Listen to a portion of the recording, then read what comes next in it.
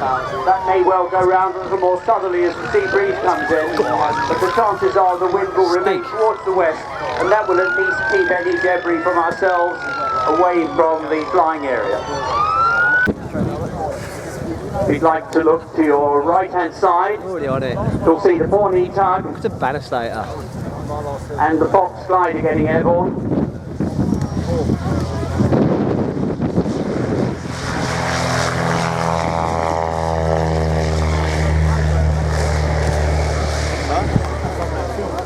In a moment or two, when we get the engine running, the paramotor is going to lift off as well. 93 in the Netherlands, where it immediately won the unlimited class, and a total of 36 were built.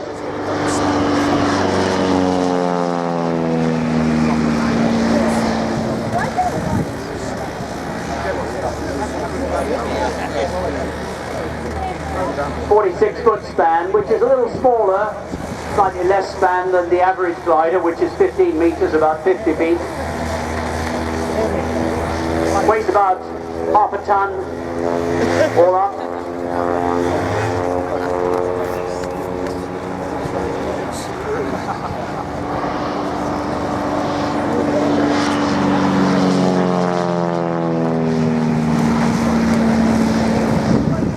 Enormously maneuverable.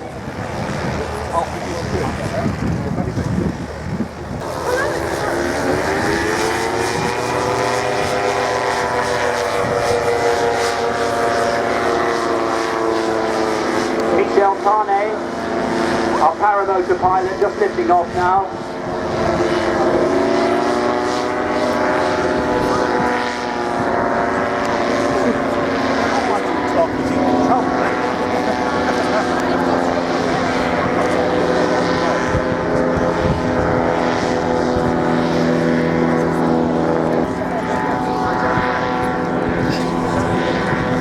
Whilst the glider climbs to height following its Pawnee tug,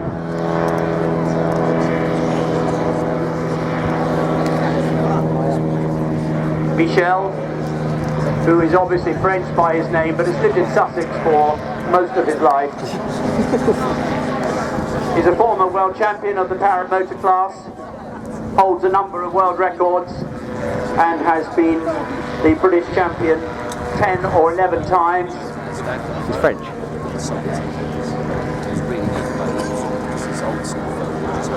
Kingdom.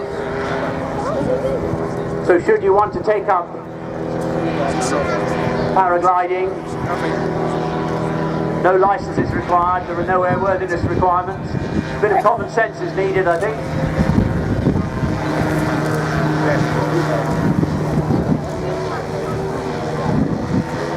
But the British have very much shown the world how to fly aeroplanes like this.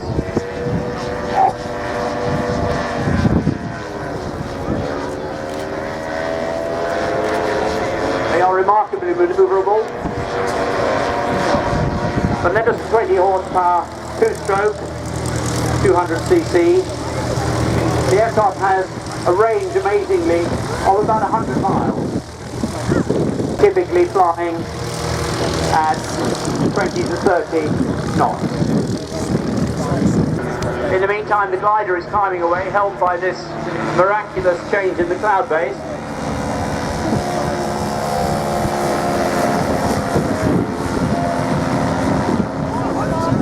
Notice Michel controlling the para motor, of course, by use of the ropes, which adjust the angle of attack of the various parts of the flexi wing. You'll see him moving his arms quite noticeably. Particularly watch him as he comes into land. Hands go down. And you'll see that later with the lovely little Pitts biplane shortly to depart, 180 horse Lycomings. They'll be taking off. Richard Grace, David Fullerton flying them. It's virtually nice, isn't it? They'll be taking off to go and hold and display a little later.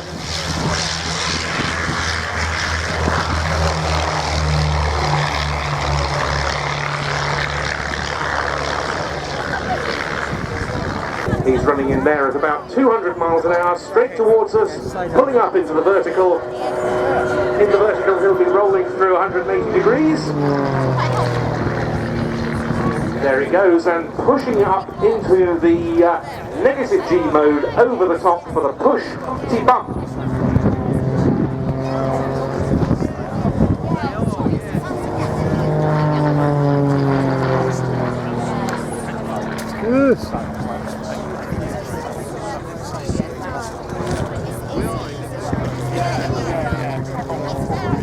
An aircraft of all composite construction, powered by a single Lycoming piston engine.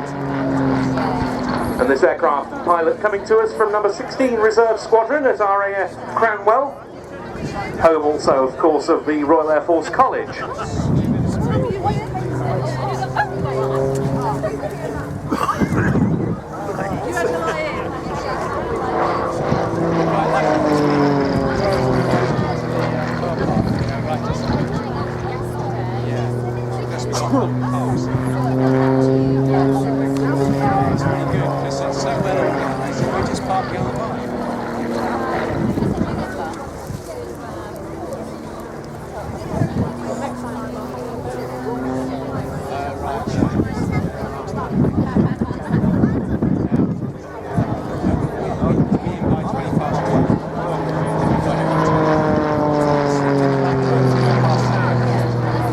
This is the aircraft that, if you were to consider joining lane today, flown by the University Air Squadrons.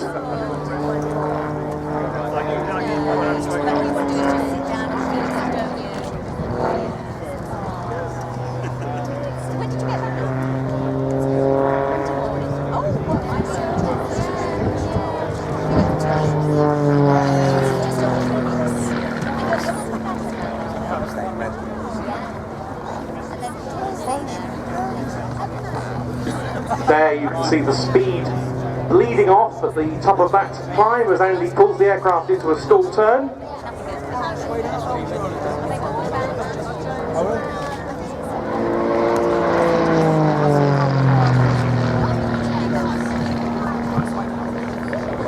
A very lightweight, very efficient aircraft, as befits a product of Grob, a German manufacturer.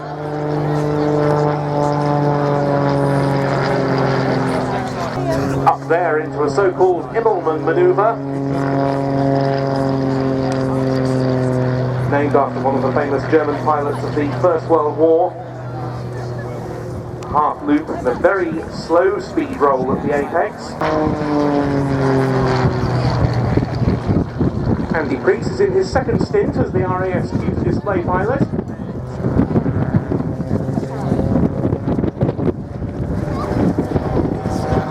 He last performed the routine in 2007 and 2008. They fly during their career. And here's a very uncomfortable looking outside turn. Minus 2.5 G there.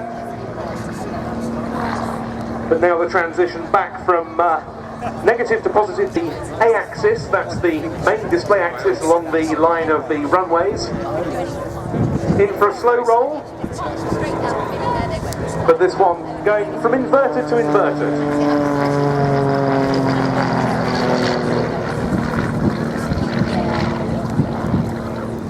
Expecting to dip a wing in salute, so do give him a wave. Flight Lieutenant Andy Priest with the Grob Tutor.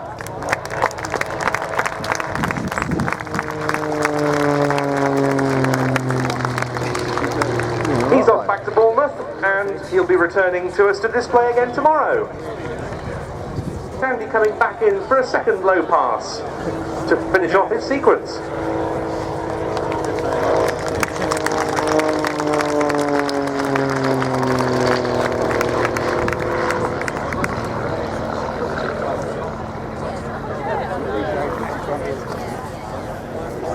A reminder that planes team with a large flag saying DVD on it. Well, Andy doesn't seem to want to finish his display.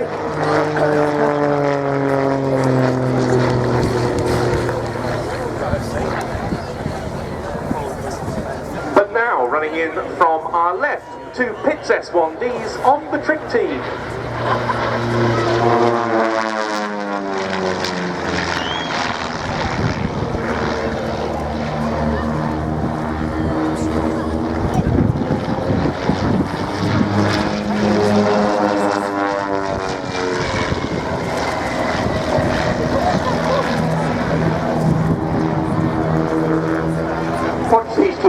See, they're tiny little aeroplanes, 20-foot wingspan, so that means they're flying something like 5 or 6 feet apart. They're like brothers, these two. Both grew up gliders when he was just 14, but of course spent a lot of time sweeping hangar floors.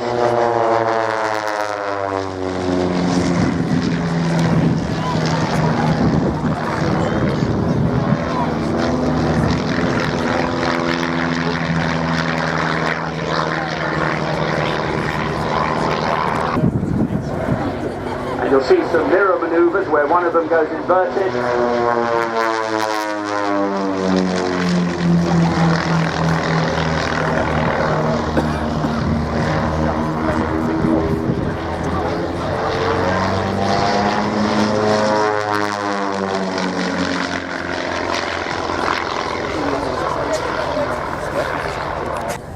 The two-seat Spitfire, owned by the Grace family. And there we see stall turns, take the aeroplane up with power on. When you run out of steam, just as the aeroplane begins to stall, apply full rudder. They're using left rudder because that helps the rotation of the engine, turns the aeroplane that way more easily. And you do that with a touch of aileron in the opposite direction to prevent the aircraft rolling as well.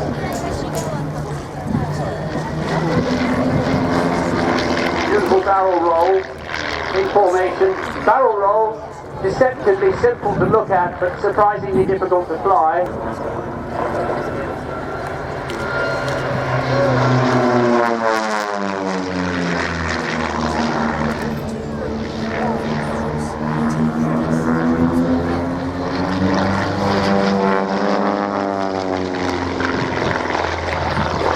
Conducted very safely.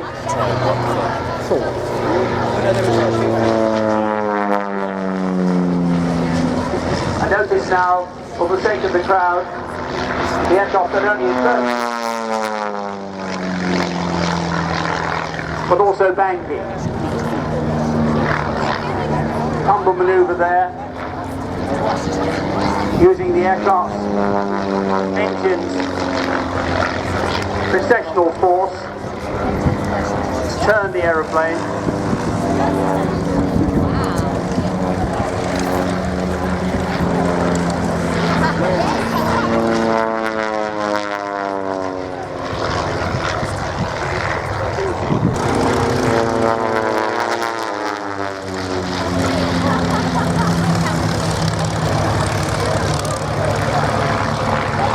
Only just bracing, the aeroplane has tremendous strength.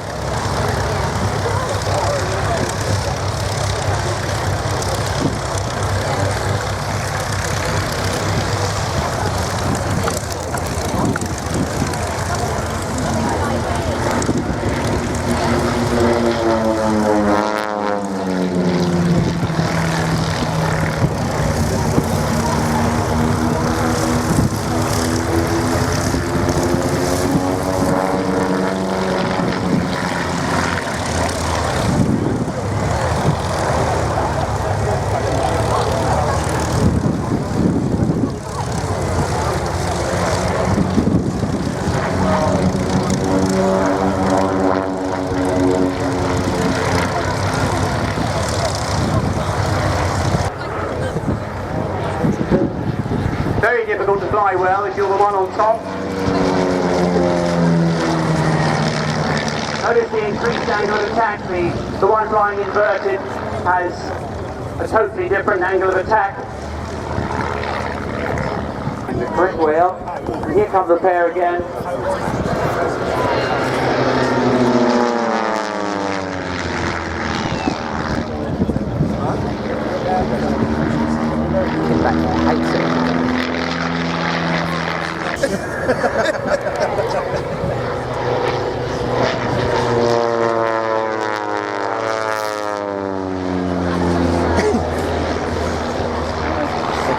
The aircraft coming in, there's distinct side slip, bit of crosswind to play with.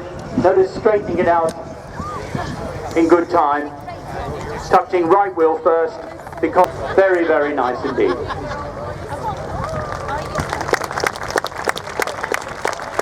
Well, now we come to turn Formations, the first one led by Jeff Dawson, leader of the team, former Royal Air Force fighter pilot. Behind him, Michael Lemon, private pilot, and in third place in the RAF camouflage aircraft, another former fighter pilot, Robin Russell. The next, the yellow one with the formation is a famous aircraft that's featured in 5 different films, most recently The King's Speech. The red one behind that is the oldest Tiger Moth in existence, and 80 miles an hour. So once they come past you, they will have formed themselves into a sort of box formation. This is an amateur team, but they fly to a truly professional standard, performing around 12 displays per annum. Glorious sound from those 130 horsepower DeHavilland 60 major engines.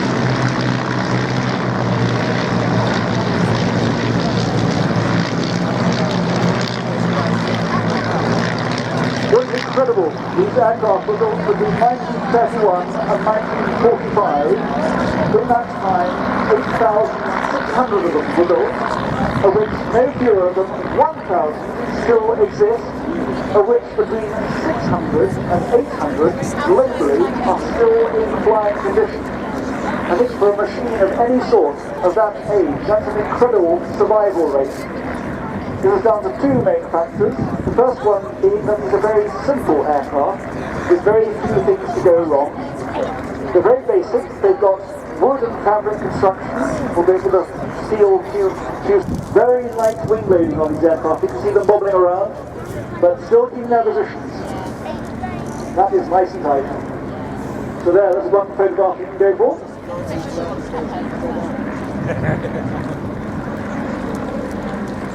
As I say, they made 8,600, but of these, 3,100 were built by Morris Motors in Cowley, the car manufacturer. And it's a testament to the simplicity of this design that a car manufacturer could go and make an aircraft like this.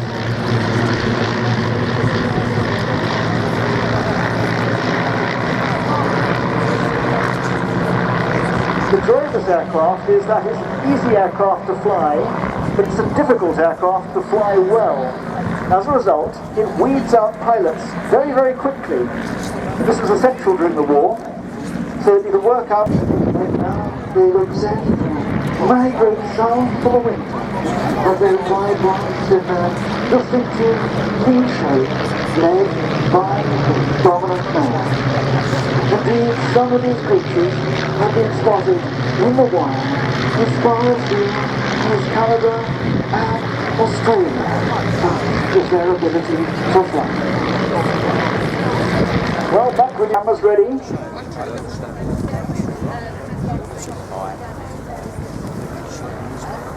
And fighting!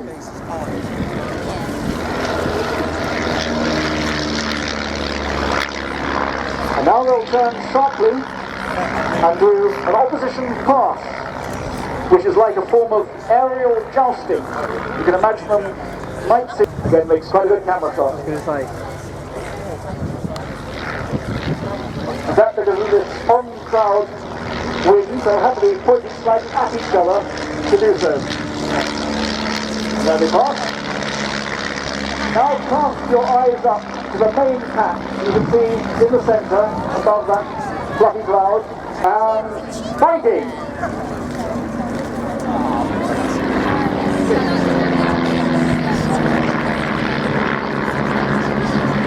So they'll peel away, and we'll do a multiple opposition pass.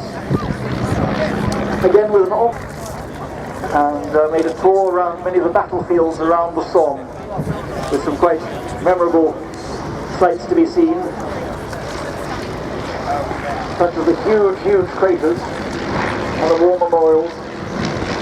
And these aircraft are rightly symbolic of those aircraft of that era, as it is the first aircraft of the Royal Air Force to fly over where the BE-2, designed by Sir Geoffrey de Havilland.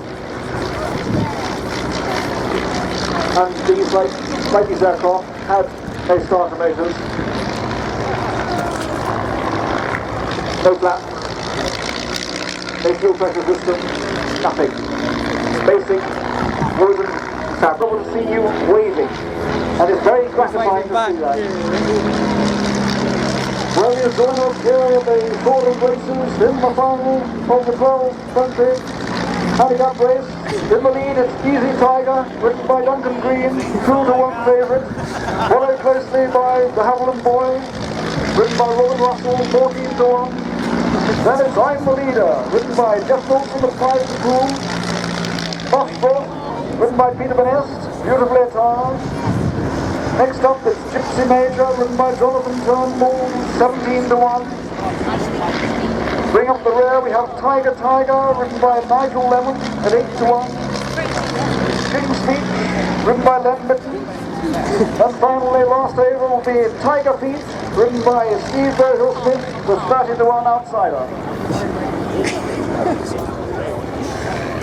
Doesn't crash into the bowl.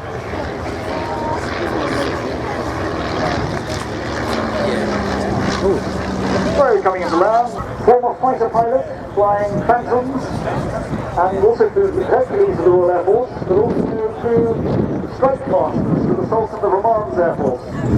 He's now an instructor on landing now is Jeff Milson, also a former fighter pilot, again flying Phantoms, now a British Airways captain on Airbus 330. Next landing is BBMF, former British Airways Boeing 747 Jumbo captain, and now a flying instructor at Buchon. The aircraft making approach now is the oldest Tiger Moth from captain. This actual aircraft, in these colours, you can go and buy as a metal Corby model.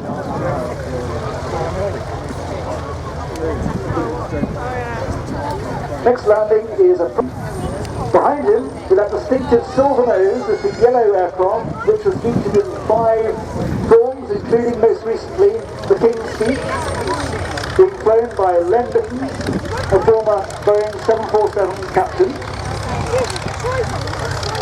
And finally, it's our supersonic man, Steve, both Concorde pilot. And that, ladies and gentlemen, concludes the display for the Tiger 9. Handing you back to Ben. Well, thank you for your appreciation. Now with 2 of their slightly larger biplanes, also dating from the 1930s. It was during that decade that DeHavilland really went into the commercial aircraft market strongly. The first effort was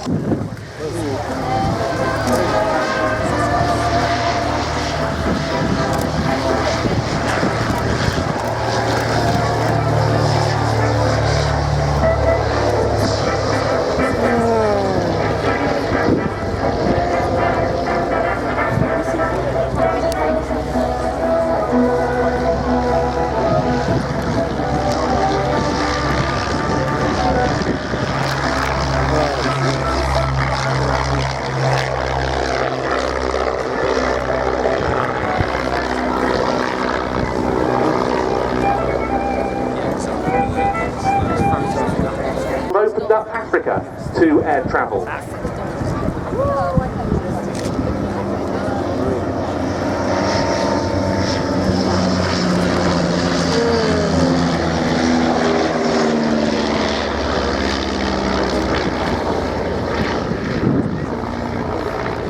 There was also a military variant, the Domini, and indeed almost all Rapides that were flying at the time of the outbreak of war were pressed and taken over by the RAF, but some of them remained in civil markings, albeit in camouflage, and the aircraft you see displaying here was one such.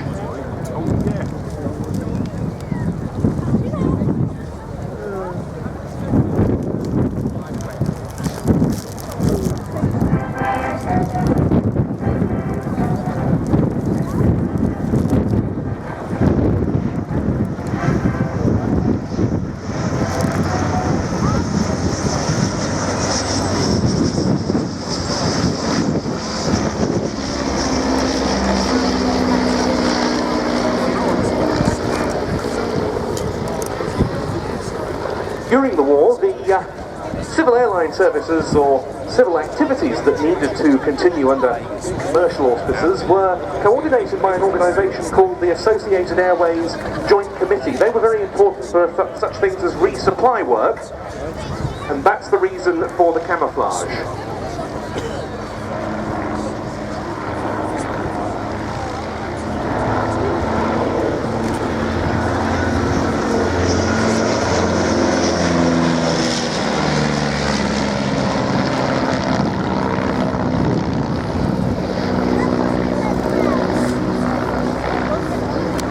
Royal Air Force and the Royal Navy's Fleet Air Arm.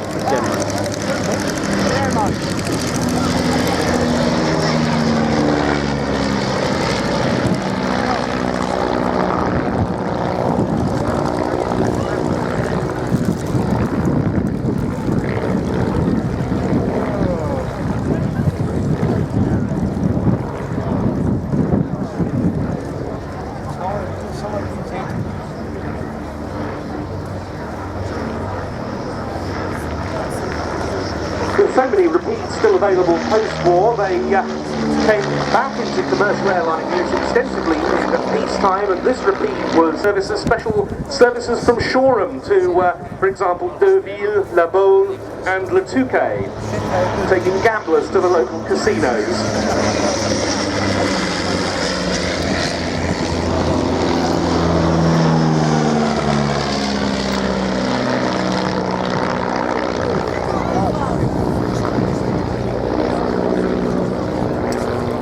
The Dragonfly following it was intended for the corporate market. The DeHavilland advertisements period for the DeHavilland advertisements period for the Dragonfly airliner. But the Dragonfly can also be used for multi-engine training, civil training and so forth.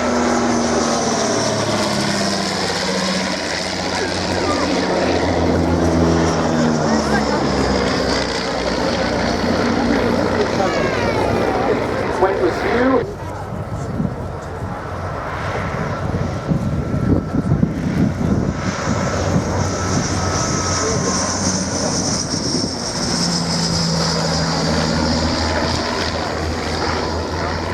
inside the Dragonfly there was room for pilots and 4 passengers. Furthest back, we're on a solar type C-Rapide owned by David and Mark Miller.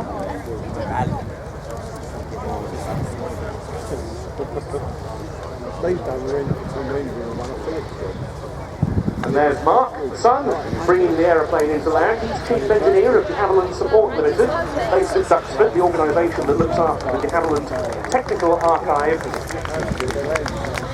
And a great enthusiast. Output led that flypast.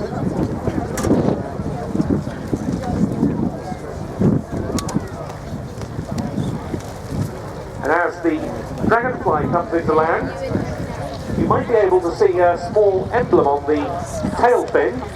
That's the emblem of number 601 Squadron, a Royal Auxiliary Air Force unit, and the reason for that is that the aircraft's former owner, Torquil Norman, served on that auxiliary squadron. And I represent the Royal Air Force Falcons parachute display team. Now, coming down the runway, about to take off, we've got the Grand Caravan, which we've got 9 members of the Royal Air Force Falcons parachute display team in that aircraft. Flying the aircraft today is Nigel Jack, is working along with its other colleagues. It is a sports parachute plane, so it's normally based at The team depart. These 4 beautiful little green turbulence.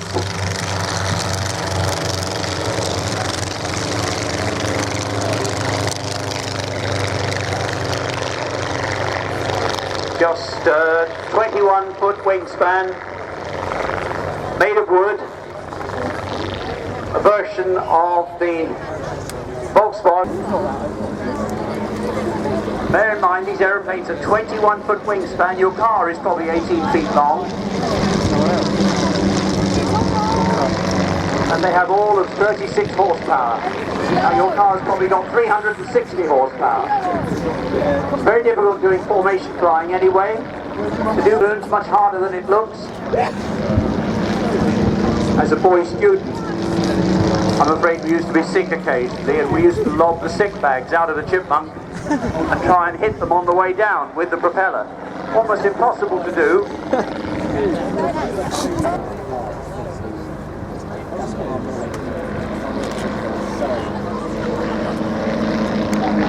A lovely break there.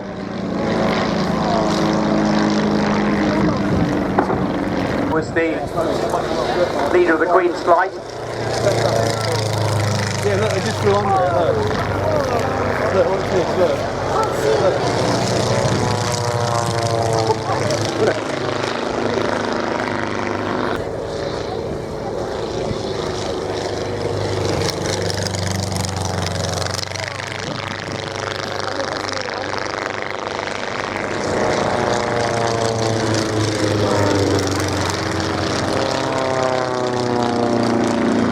Somebody at some stage will try and bomb it. Here it comes.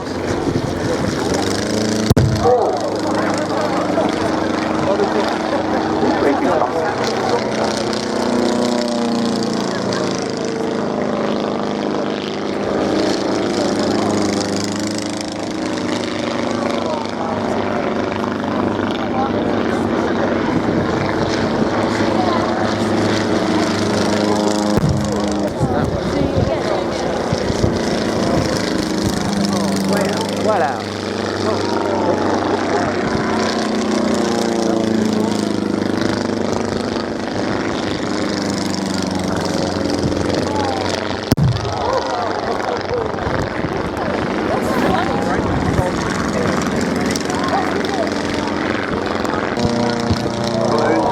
Go. It is harder than it looks. The wreckage slipstream of the aeroplane moves well done. And the Richards always hits he always hits it. Yeah, I remember this.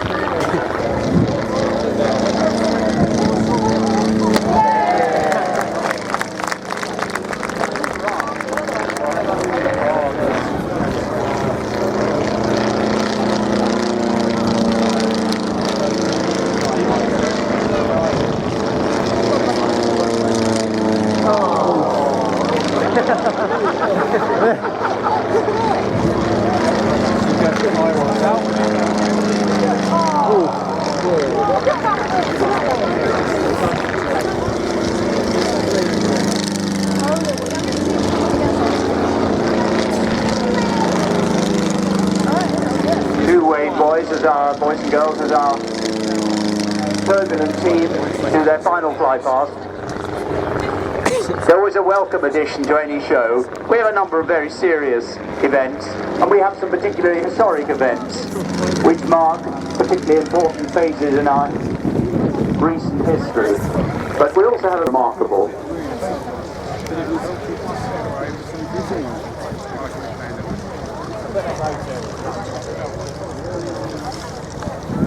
Our boys deliberately landing slightly deep.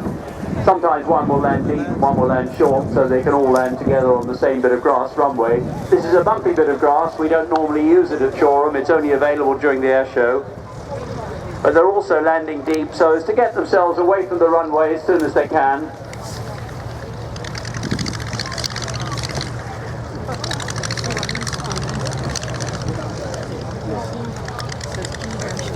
I'm going to hand you over now to Graham to tell us more about the Royal Air Force Falcons parachute team. Well, thank you very much indeed, Terence. That's absolutely marvellous. Wasn't that show absolutely marvellous? Come on, give a big round of applause for those wonderful old aircraft. And then the other one when they're in free fall. So there they are, outside the aircraft. The smoke is coming now. Now we're listening in now for the team coach, and he's going to give the go. Ready, set. And they've left the aircraft into free fall at 120 miles an hour, straight down. They're now pulling their parachutes, looking around them to make sure that their canopy, that they can fly that canopy to the ground. Once they're satisfied with that, they'll then get into that famous stack of the Royal Air Force Falcons. The Royal Air Force Falcons are the only parachute discipline in the world to perform a loose stack that's above each other but not touching the person below them. If they touched the parachute below, the red hot smokes on their ankle would burn that parachute, and the man below you would definitely not buy you a beer that evening. So there they are, getting into that stack, battling against possibly 20 to 30. Right, ladies and gentlemen, I'll introduce you to them as they land, and perhaps they come from near where you. Right, leading the team down is Flight Sergeant Mike Maguire from Nottingham, Sergeant Rob Priestley from Middlesbrough, Sergeant Liam Lyons from Worcester, Sergeant Scott from Auckland in New Zealand, Sergeant Chris Williams from Ballymun in South Wales, Corporal Ryan Norris from Tullygupper in South Wales, Corporal Neil Connell from Stanford in Rutland, Sergeant Sean Bork from Colchester in Essex, and the last man down, Flight Lieutenant Ollie Smith from Lincolnshire, the Deputy Officer Commanding the Royal Air Force Falcons. That's that.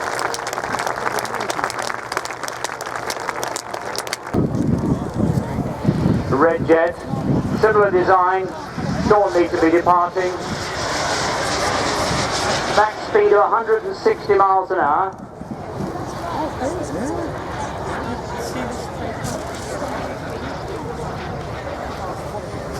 And this is Paul Smith from Headcorn.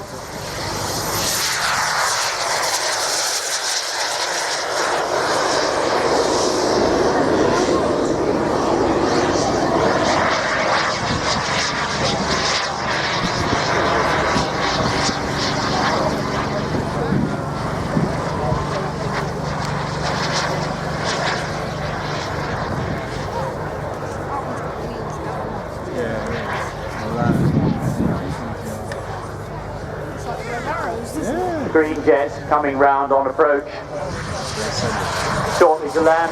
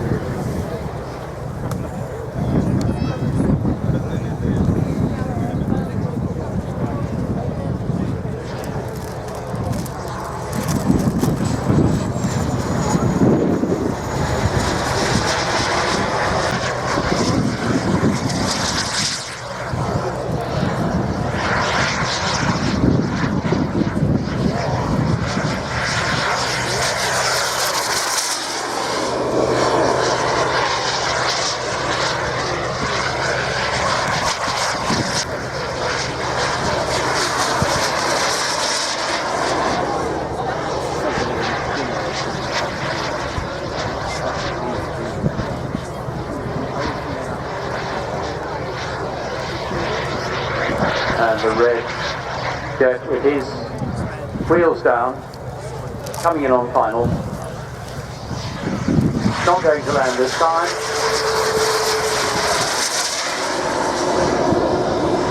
Filthy, dirty pass. Been trying to get them for some time. If you are inspired by what you're seeing, do come and talk to our modelers.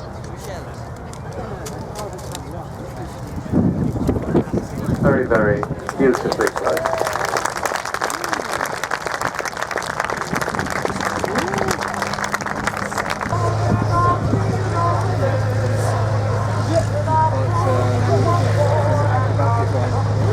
Oh, first time we've got clear sight.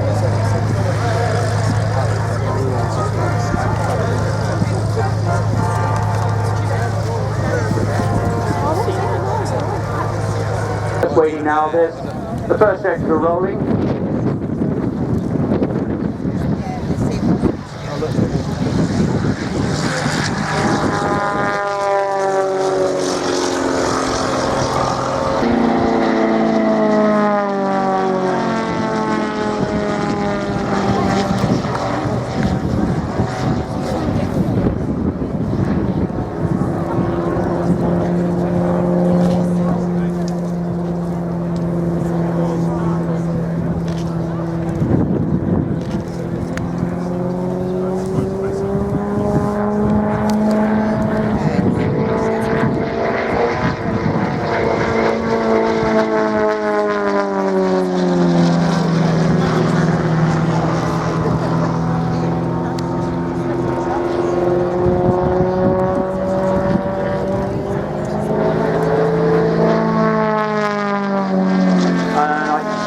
See an upward tumble in a moment. Good, there's the upward tumble done in formation. Most impressive.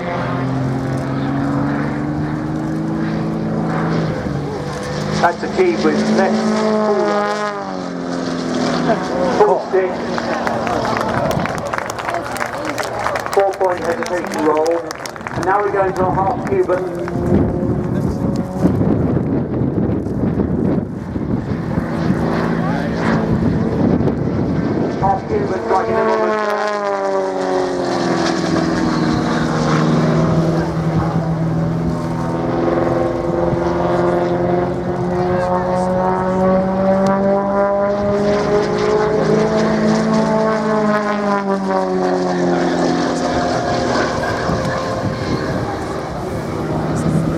And now a humpy bump, I think,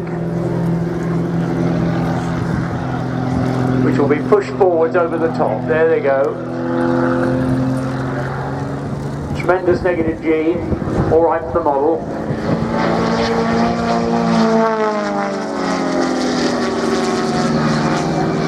And now I see a torque roll, there it is. Torque roll, turning the airplane on the engine as they climb away vertically. The model's got a greater than 1-to-1 power weight ratio, but the airplane doesn't. So the airplane will eventually have to descend, possibly by a tail slide, and he's done a hammerhead stall.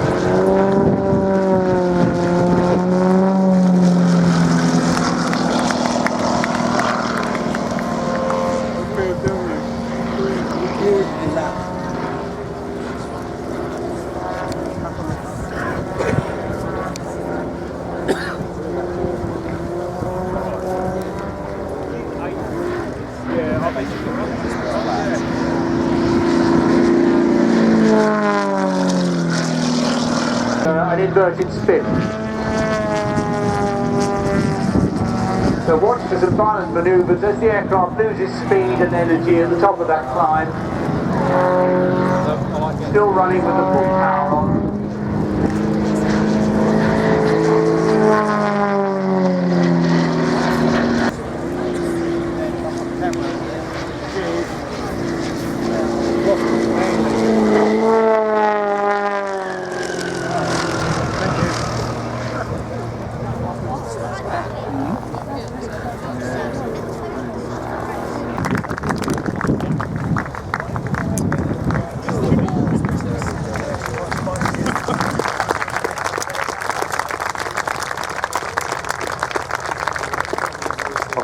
Air Arm of the Royal Navy retired its final examples in the mid-90s. From the left, the Hawker Hunter T7.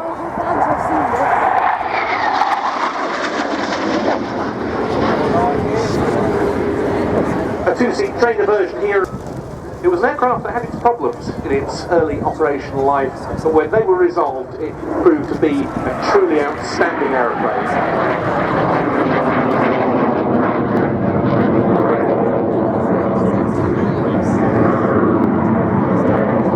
When the Hunter F1 entered service 60 years ago, it was not the most effective as a fighter, one might say.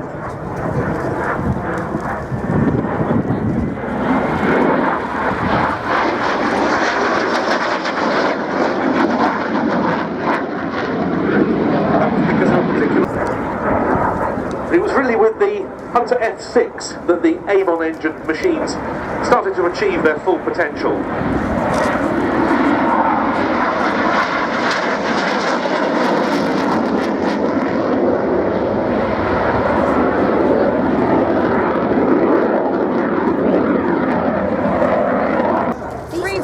And later with the F4 and F6 models, the day fighter and ground attack force in RAF Germany as well.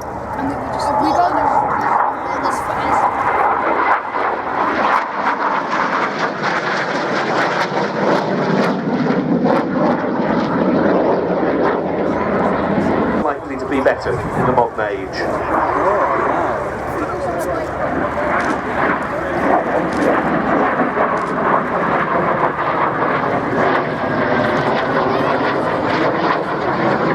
Particularly to be used in tropical climes, and it proved an excellent close air support aircraft, serving not just with UK-based units but also in the Middle East and the Far East.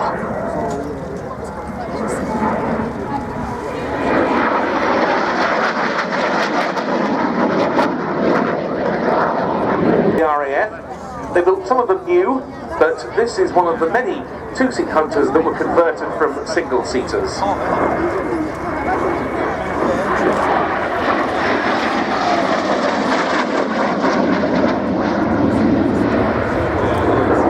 This example was first built as a Mark IV in 1955. It served with number 222 Squadron at RAF Lucas in Fife, but while it was there it suffered an in-flight engine fire, and the opportunity was taken to rebuild it as a two-seater.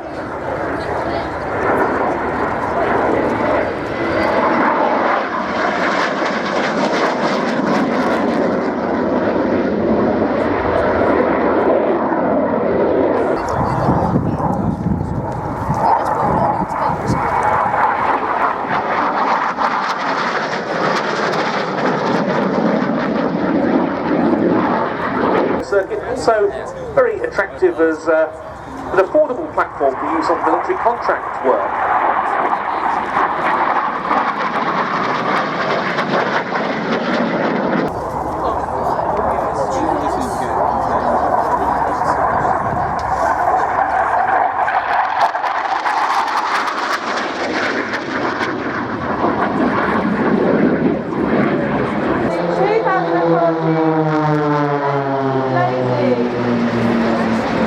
Now the blades are right in Manta formation, so we have blades 1 and 4 in the middle, blades 2 and 3 on the outside as they go over the top for the Manta loop.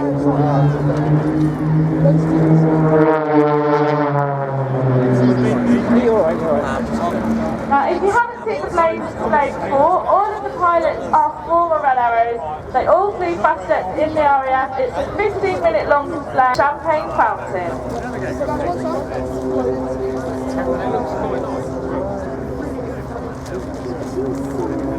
Now, as the blades fly back towards us, this is one of our new manoeuvres for 2014.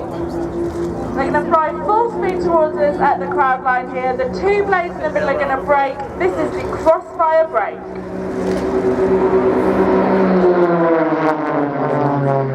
Now, the blades on the lower colleague at a combined closing speed of 250 miles an hour, but this is one of them, it's the 1v1 cross.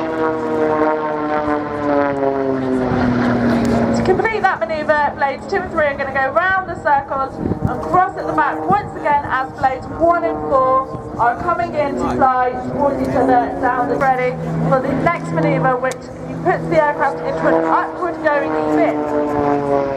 This is what we call the loft back. It's a Czechoslovakian word. It translates as headache or hangover. If you watch Andy finish that loft back, I'm sure you're going to appreciate why it has that name.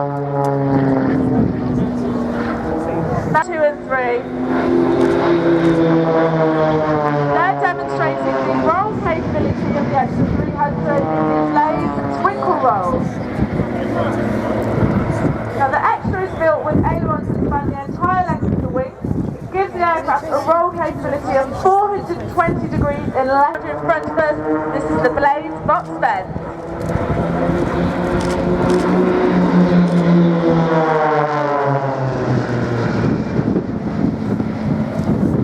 Now blades forward, speed down to the far right there to get into line of rest formation. If you can force in the back of Britain, it is the Spitfire roll.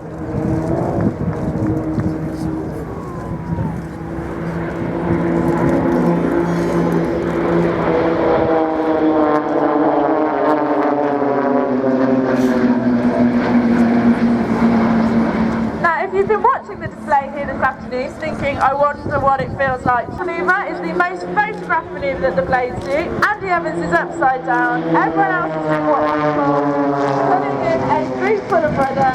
This is how the blades do crazy flying. Fan brake.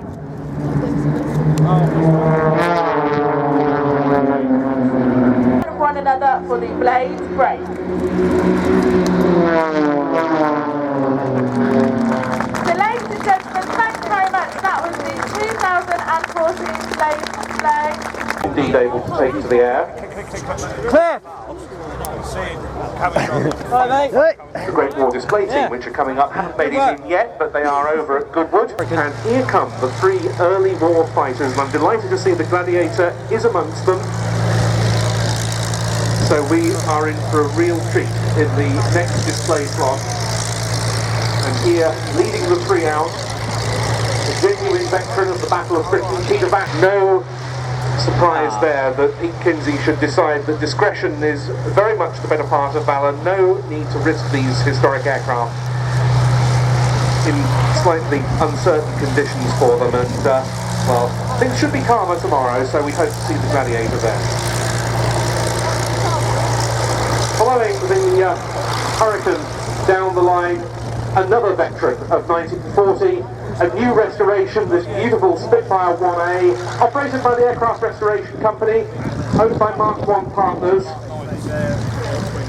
and those famous squadron codes QB on the fuselage side, denoting the fact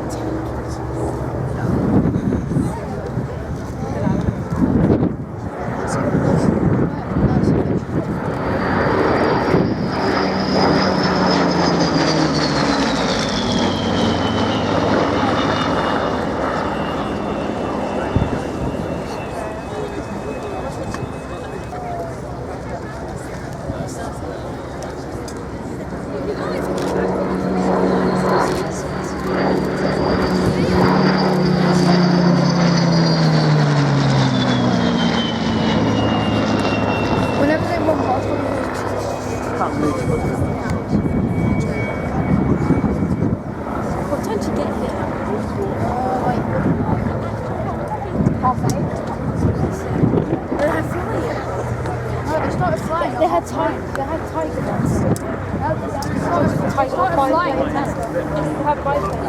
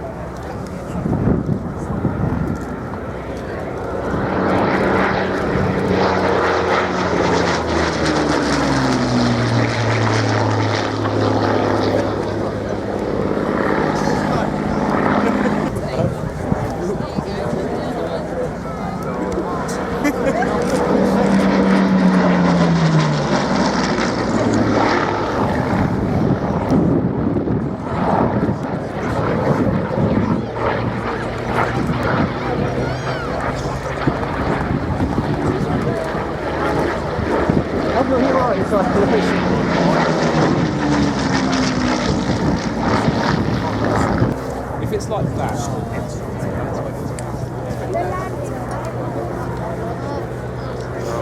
Oh, bollocks, what do you do?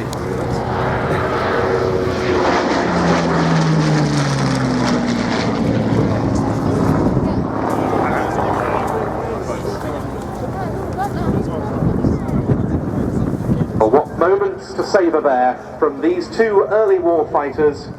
Dave Ratcliffe, Rats as he's known, bringing in the Spitfire. And Carl Schofield now downwind behind us. The slight whistle that the aircraft emitted being very notable on that example in particular. And caused, it's been said, by the little rear view mirror above the cockpit canopy. Well, now we keep the contrasts going here at Shoreham. In front of us is the very next display item, fighting machines of an earlier generation, and here to describe them, Steve Slater. Well, thank you and welcome, ladies and gentlemen, to the Great War Display Team, recreating the sight and sound of action of flying over the Western Front between 1940 and 1980. Our king and country need you. Well, these aircraft represent the Royal Flying Corps, the Royal Naval E-2C replica, the very first aeroplane with which the Royal Flying Corps went to war in August 1940. Coming the other way with that raughty exhaust note from actually an American Warner radio engine in the front, Sopwith triplane replica representing the Kingston-on-Thames products of the Sopwith Aircraft Company. Now what you'll see here is actually against what is a wonderfully stormy sky, the aircraft starting to manoeuvre. To give you an idea of what it would have been like had you been in the Western Front, in the trenches between 1914 and 18, with later used in the Junkers 52 tri-motor monoplane, and the BE-2 unfortunately has become a victim of one of the CL-1s, leaving smoke as it heads down from left to right. And that aircraft, flown by Matthew Boddington, film replica aeroplane that was originally built in 1969 for a Biggles movie, carries the tailcode 471 of the aeroplane flown by Lieutenant Hubert Harvey Kelly, who became the first pilot to land in France on the 13th of August 1914. Now, looking at the swirling dogfight you see above you, you've got the two Fokker DR-1s. We've got diving in on the tail of one of the Junkers monoplanes, one of the SE-5As.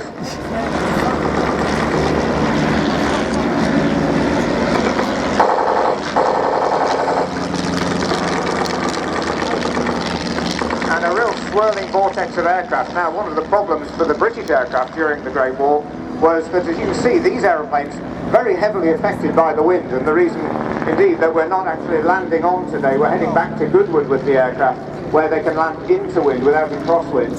But the swirling dogfight would normally be blown from east to west. Our 5A aircraft were actually one of the most popular types of the early US Army Air Service. Over 150 of them actually went back to America at the end of the Great War.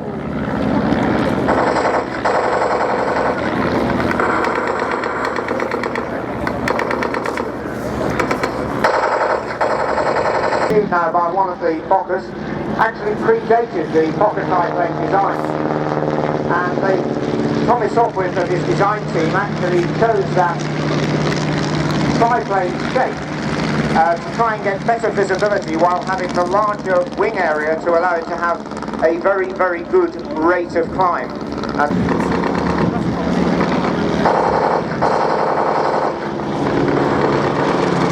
And with very limited ability to accelerate away, forward speed differentials between the aircraft relatively small, it was turning tighter than your opponent that was the secret of survival. Known the tail of the reconnaissance biplane. Meanwhile, the two SE-5s, they managed to break out of their dogfights with the CL-1s. The Sopwith triplane and the Fokker triplane running right to left with the, again, Gordon Brander still having to twist and turn. Bruce Dickinson trying to ease the aeroplane there on the side.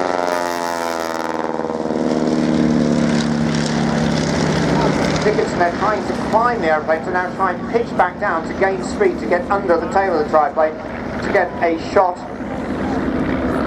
onto it, and again the turning battle there starting to work. BE-2, that aeroplane was originally designed in 1912, but it was actually used in reconnaissance work all the way through the Great War, and the eyes of the army, knowing what the enemy forces were doing on the opposite side of the lines, was the prime role of the flight corps. The role of the scout and fighter aircraft was to prevent the observation aeroplanes getting back with the vitally needed information.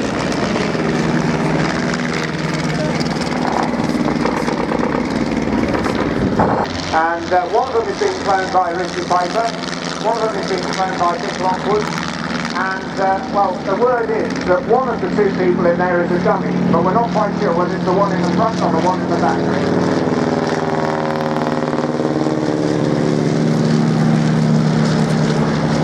Bruce, have it. Thanks for coming.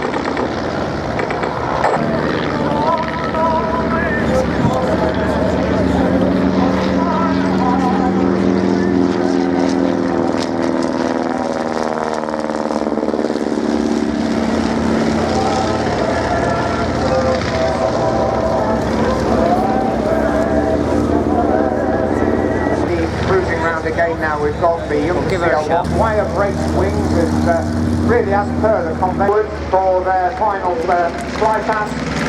We'll dedicate this display too to the two gentlemen who 25 years ago created the Shoreham Airshow. Great War Display Team dedicates this display to John B and Peter Eager.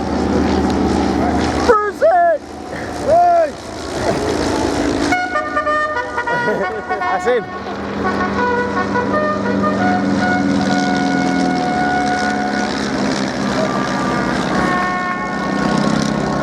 gone dark now, that sky. I'm left out.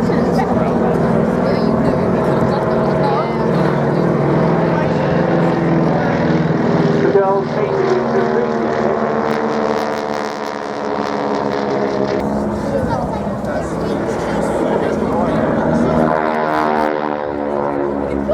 Notice the lovely sound from the propellers, quite a large diameter propeller, and the tip of the propeller goes supersonic. It actually generates shock waves, and that's the lovely wow wow sound you hear.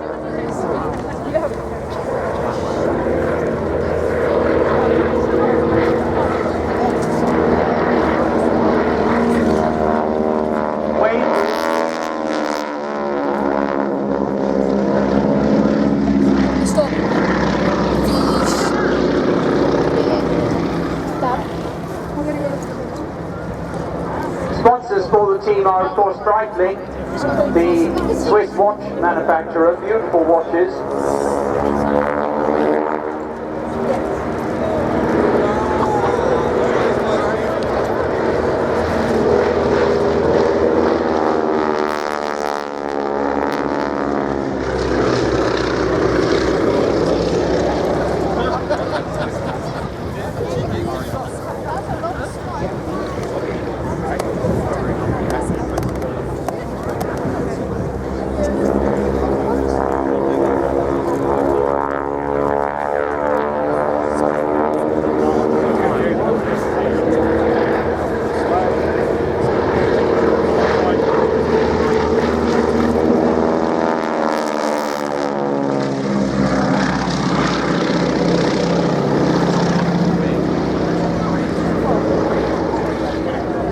Now a line pose.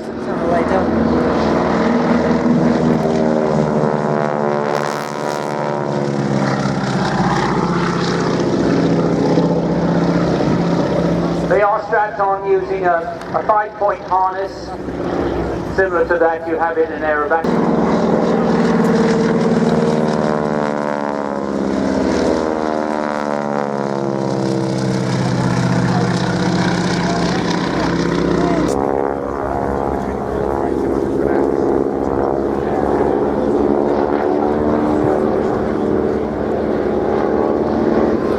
Cameras ready for this one. This is a lovely crossover.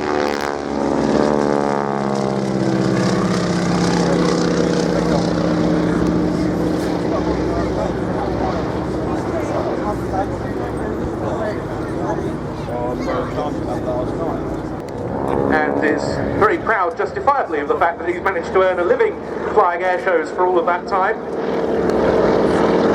Number 2 aircraft in the hands of Steve Hicks. In front of a crossover. And as far as the 2 girls on the wings are concerned, well, they are sisters.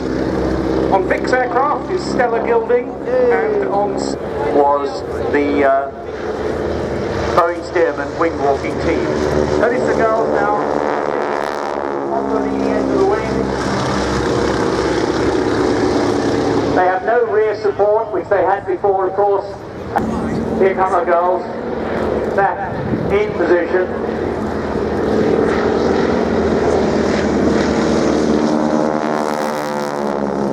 See them there.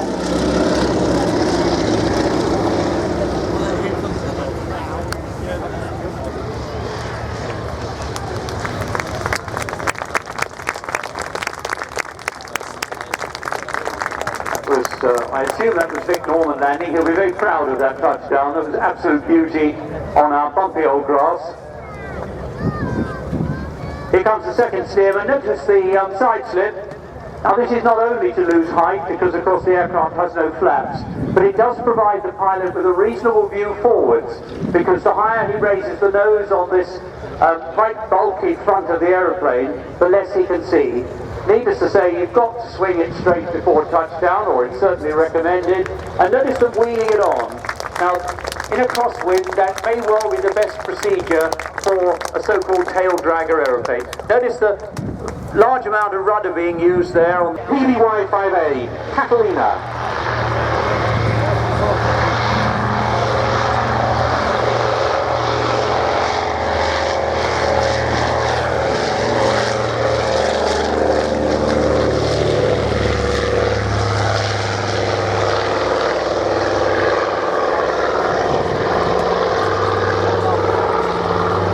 Absolutely tremendous.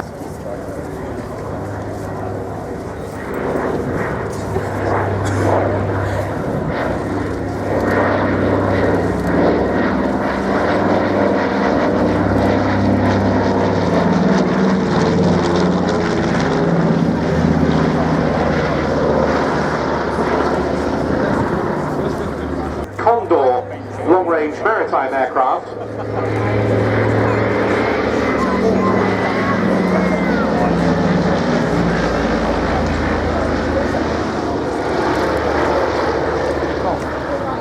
That area being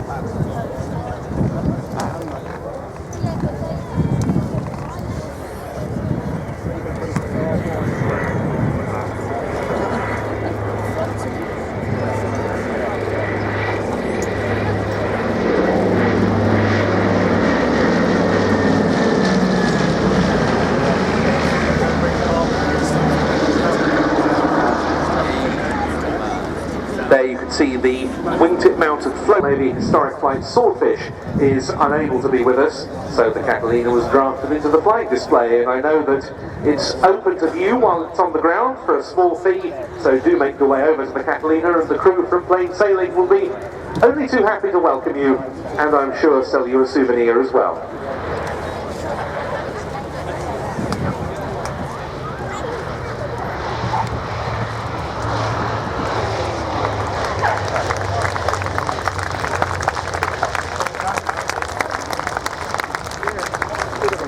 So, Plain Sailing's Catalina, completing its Britain's memorial flight. I know it's good. It's got you here. It's getting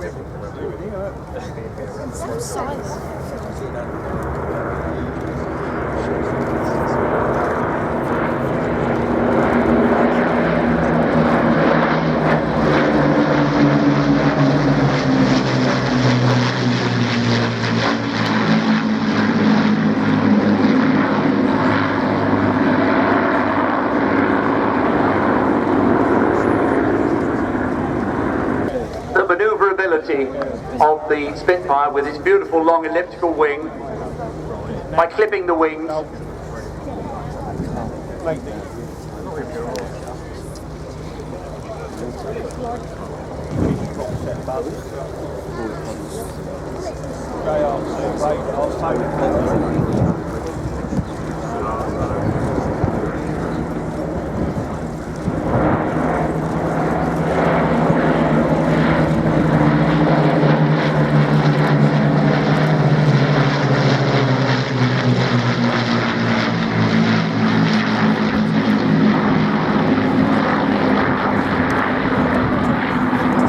Died in Bomber Command.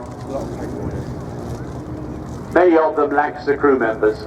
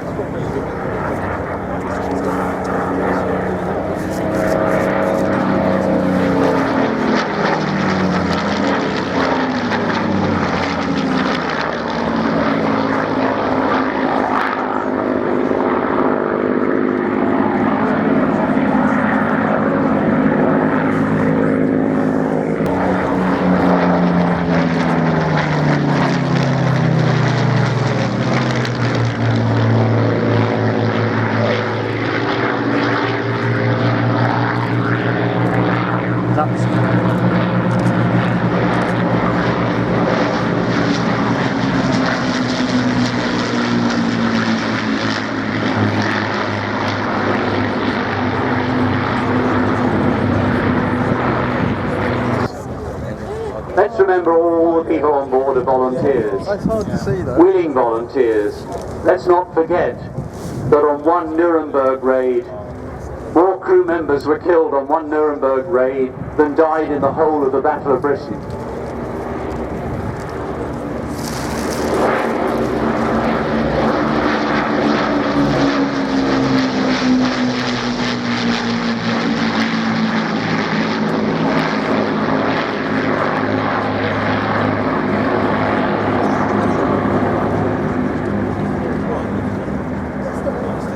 Pilot, of course, and he said you'd get back up to the front and the aeroplane would still be in the same turn. It handled like a dream.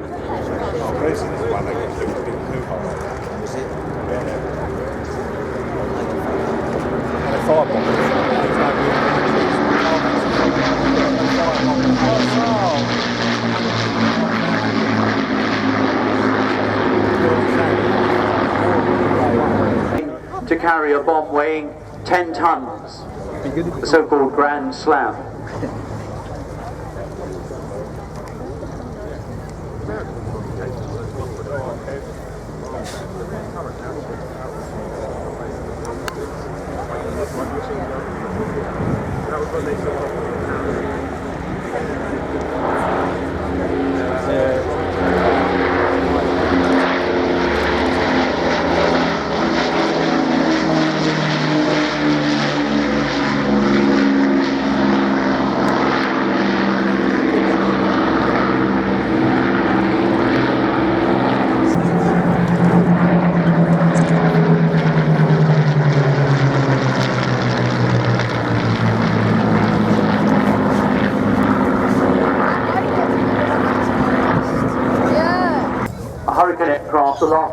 The very last built by Hawkers was given to the Bright, which was then based at Biggin Hill.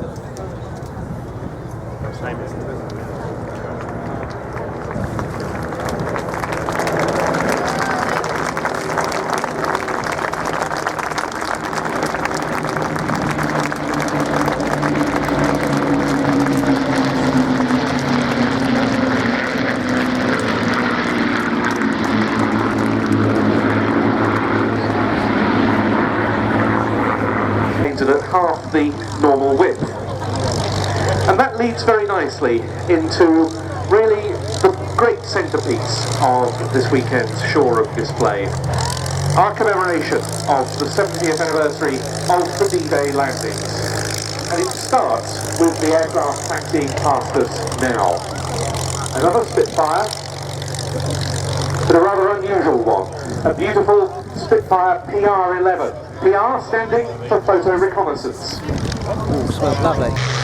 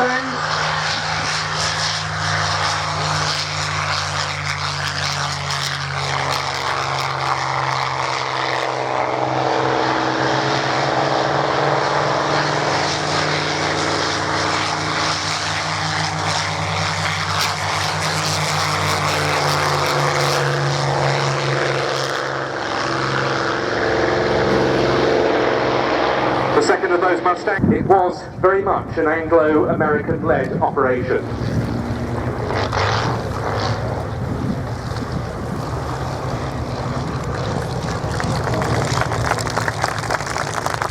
Peter Teichmann coming into land with the Spitfire PR-11 on hand to witness the first departures. The first aircraft is going to leave the very front with the LI Normandy standing on the end of the tower.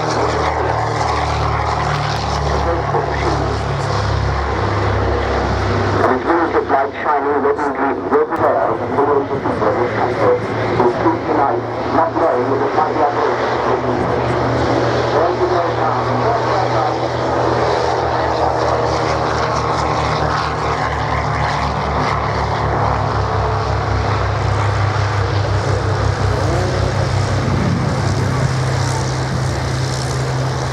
To do just that.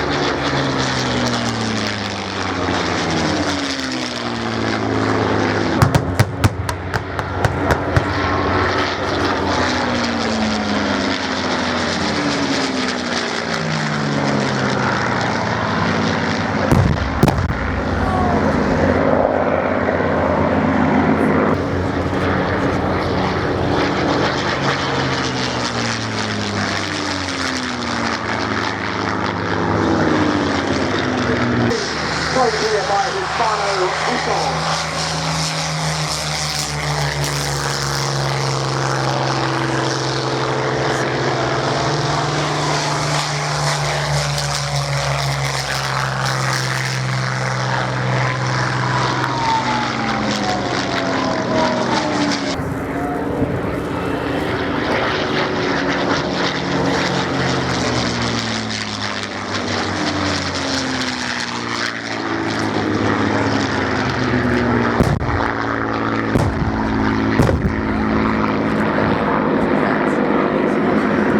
Carrying gliders. Castle.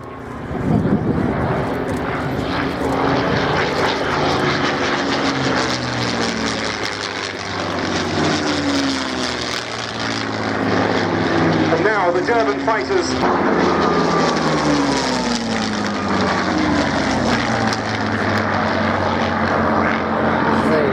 Invasion.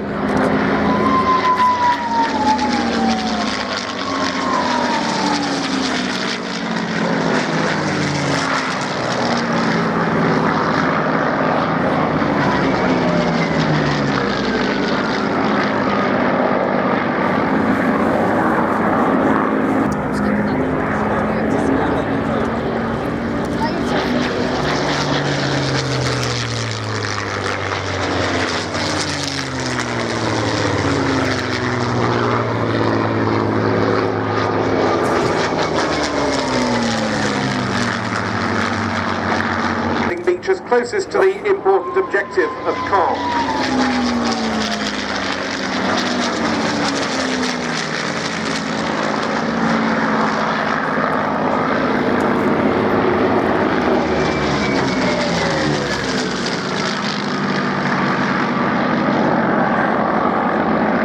Also that night,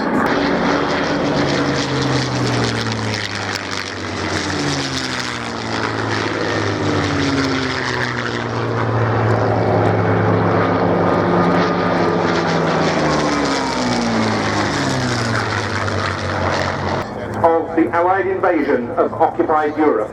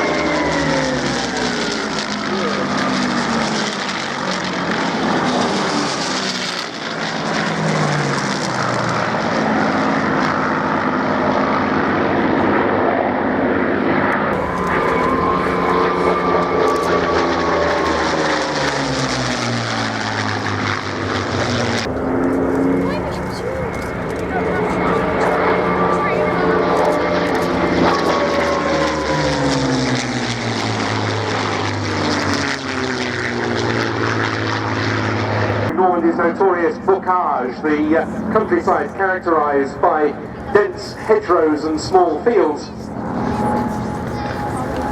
The Allies started to set up advanced landing grounds to be closer to the front line, and it was from those, as June 1944 progressed, that Spitfires and Mustangs and other types increasingly flew.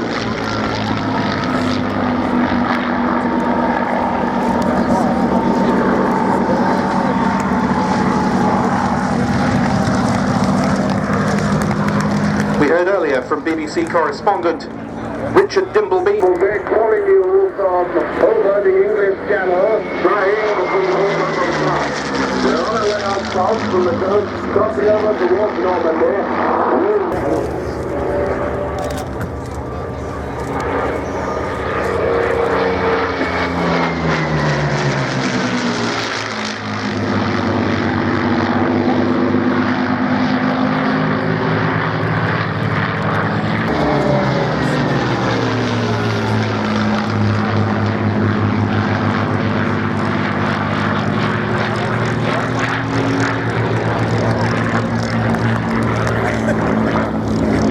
Aircraft, both of these very examples, veterans of the events of 1944 in action in front of us.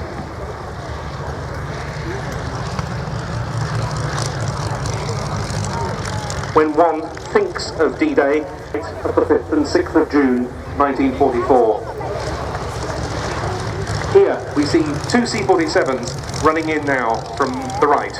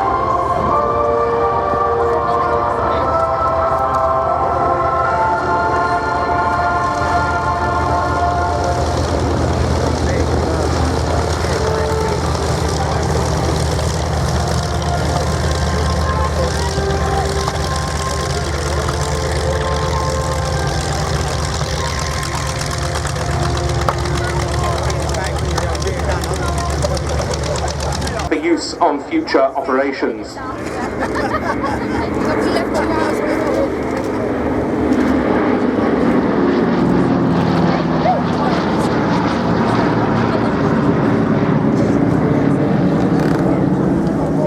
Most of those C-47s have the gear removed against orders so that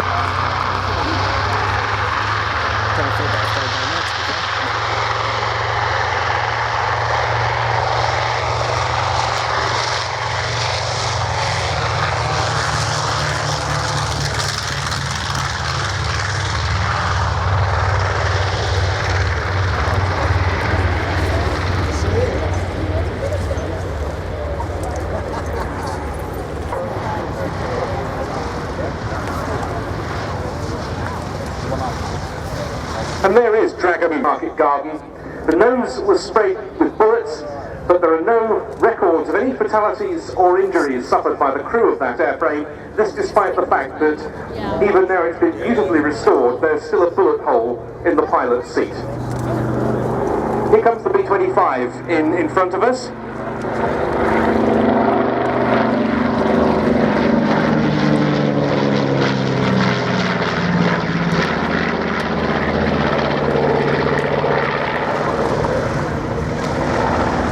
That as the second of the two C-47s rolls out, the first with him on the flight deck was Mark Edwards, the Aces High aeroplane, the second of them flown by Andrew Dixon, with First Officer Bill Tollett.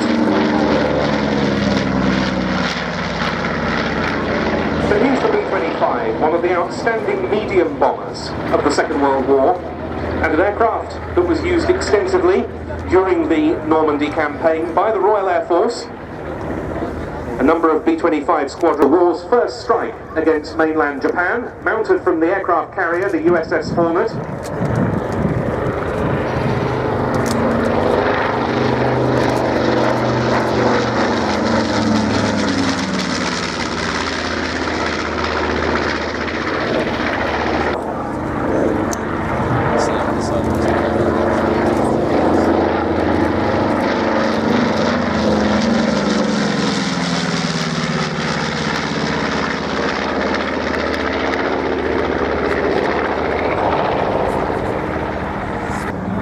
extensively during the war, not least in the D-Day period.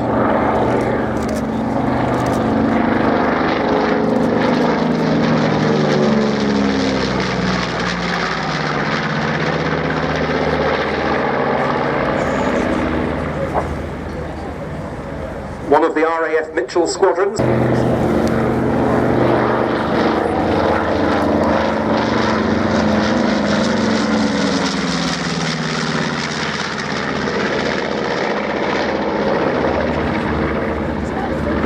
Technical failures.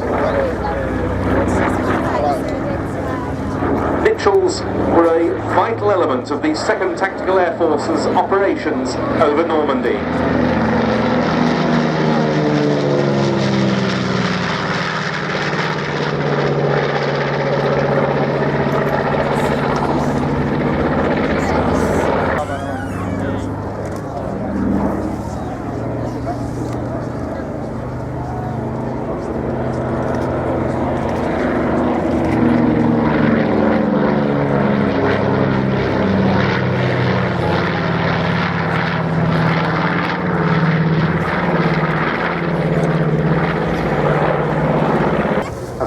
Demonstration of the Royal Netherlands Air Force historic flight. Mitchell, captained by Jan Mustang. He's a KLM Boeing 777 captain, but he's been around the display circuit a while, flying the Mitchell since the early 1990s, and indeed, for those of you who've been airshow goers for a long time and remember the Royal Netherlands Air Force Fokker F-27 displays, near aerobatic demonstrations of that twin-turbo prop transport, well, Jan spent some time as the Dutch F-27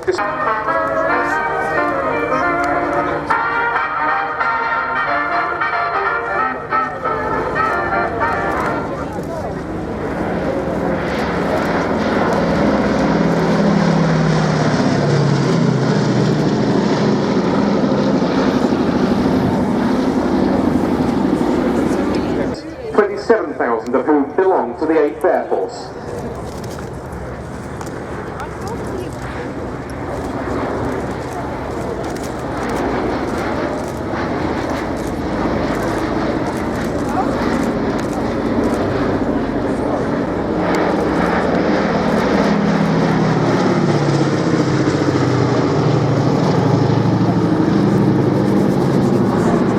To keep Sally B flying, B-17 preservation is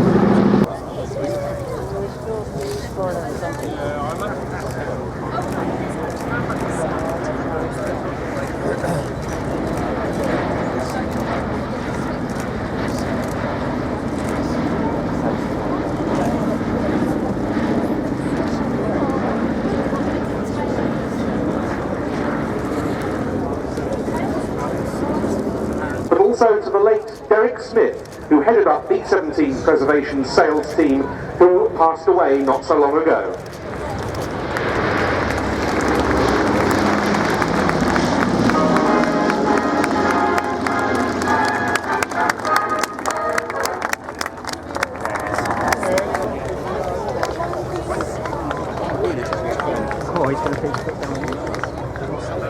We mentioned the first 5 amongst the airshow volunteers and favourites. This is the favourite of them all.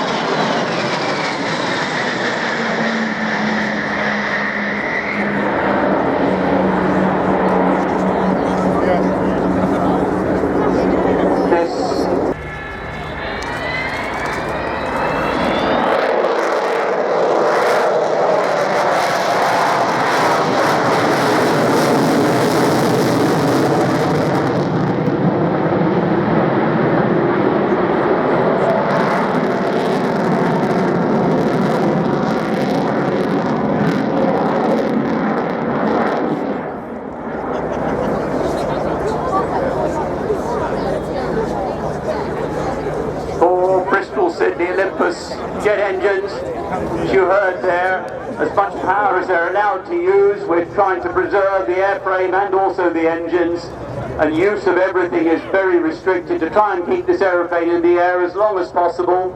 And it's just had a lengthy leading edge modification carried out at Finningley, at Robin Hood Airport near Doncaster. Heavy room and springs the Vulcan around.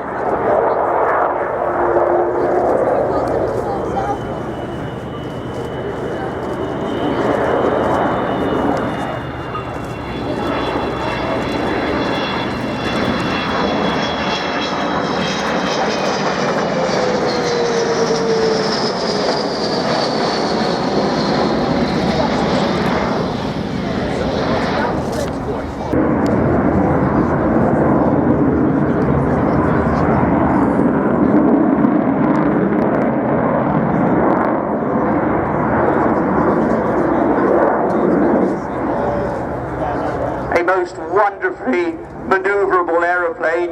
I remember seeing Roly Falk, the first test pilot of the chief test pilot then of Avro's, doing half-rolling manoeuvres in the Vulcan at Farnborough.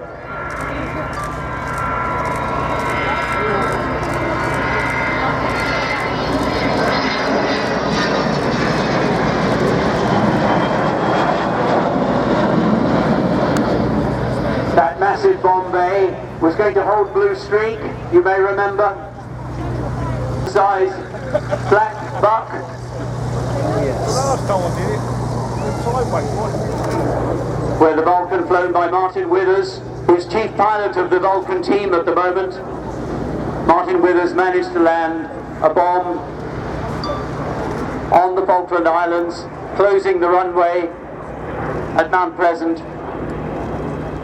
in a brilliant effort, refueled by 16 Victor tankers.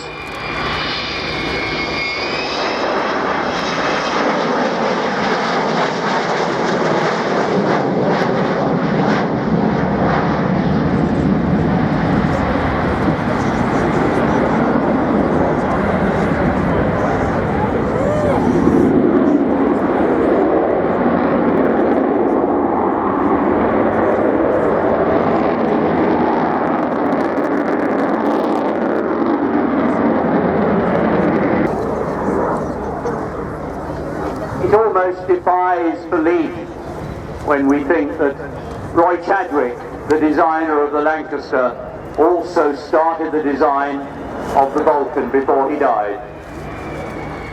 How quickly progress was made in the 1940s.